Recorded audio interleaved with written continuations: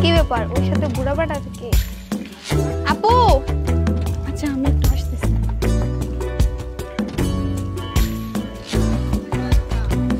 আপু তুমি যে ওই বুড়া বেটার সাথে ঘোরো, ওই বুড়া বেটার সাথে তোমার মানায়? আরে শোন, ওর অনেক টাকা পয়সা আছে, ধন সম্পত্তি আছে, সেজন্যই আমি ওর সাথে ঘুরতেছি। দেখতেও তো মাশাআল্লাহ অনেক টাকা। তুই কি বলছিস?